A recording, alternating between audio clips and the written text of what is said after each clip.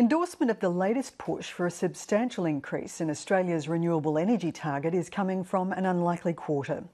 Australia's largest coal mining and energy union, the CFMEU, says it's inevitable that many of the country's coal-fired generators and mines will close and not be replaced, with thousands losing their jobs as a consequence.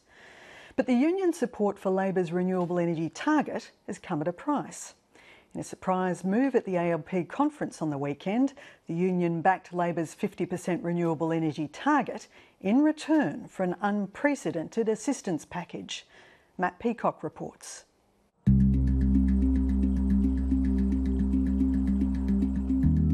The Latrobe Valley, heart of Victoria's brown coalfields and generator of 80% of the state's power. But even here, people know that change is coming. Coal is no longer king. I live in this community. I'm part of the community. I'm really concerned for it. We're going to see potentially jobs lost in regional communities where the power stations are the ones that are reaching their end of their life. Australia's unexpected surge in solar rooftop power has transformed the electricity market, and the days of even giant coal-fired power stations like this one, AGL Loy Yang, are numbered. You've got a Loy Yang power station, the biggest power station in the country, on the rooftops of Australian homes. That is exceeding expectations, and it's having an effect on the market share. That's the reality that we're facing. 10 years ago we had around 700 households in Australia with solar panels. Today it's approaching 1.4 million. So that's a relatively aggressive technology boom in that sector, and it's likely to continue. Labor's adoption at the weekend of a 50% renewable target in 15 years would only hasten the demise of coal. We will not be intimidated by the ridiculous, ignorant, fear-mongering scare campaigns that will come. Already Prime Minister Tony Abbott has pounced on Labor's policy. We've got this massive and unnecessary commitment to renewables, which will cause a massive overbuild of wind farms, all of which has to be paid for by the consumers. Jesus, like a bloody swimming carnival with all the green and the red. But the unexpected seconder of Labor's renewable energy target was the head of Australia's largest coal mining and energy union, Tony Marr. We've got to face the reality in domestic coal-fired power.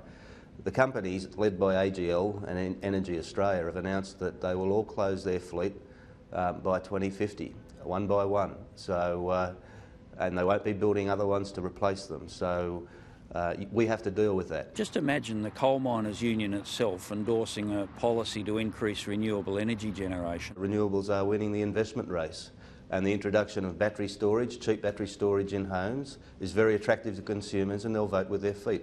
And you'd be a mug not to see that. Australia exports 80% of the coal it mines, and nearly half of that is to make steel, not electricity. The union says these mines still have a secure future.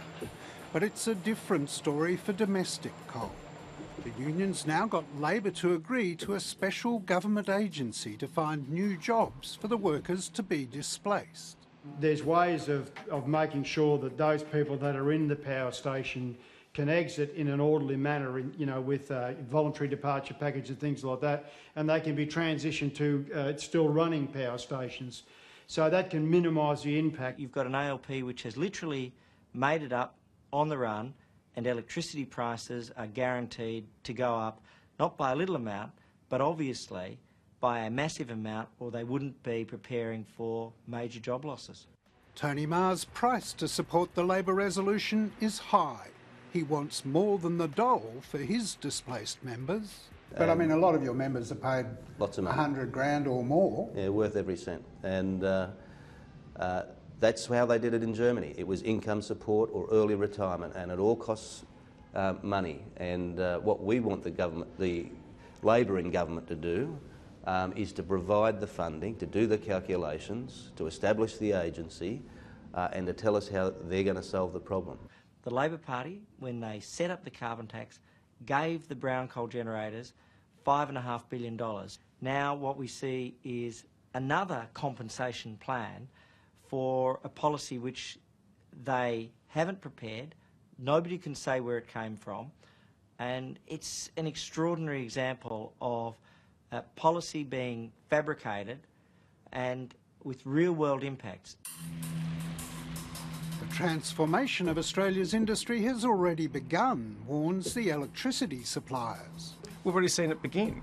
In South Australia, we've seen 440 full-time jobs going in the township of Port Augusta, and that's a big hit for that town and that region. So this is real, and it's going to keep happening over the next decade and beyond. Any change is going to impact on the Latrobe Valley community very hard, because we are a very big coal producer and generator for the Victorian community.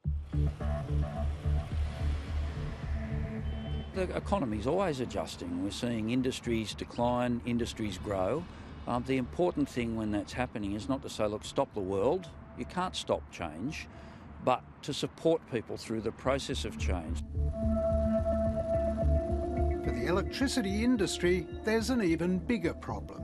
That's the need for coherent planning, free from partisan politics. What frustrates us is we're talking at the moment about how we ice the cake, and we haven't baked the cake. You know, we actually need to see and deliver the serious policy structure that delivers the transformation, and then we can talk about how we're going to manage the consequences of that, not the other way around.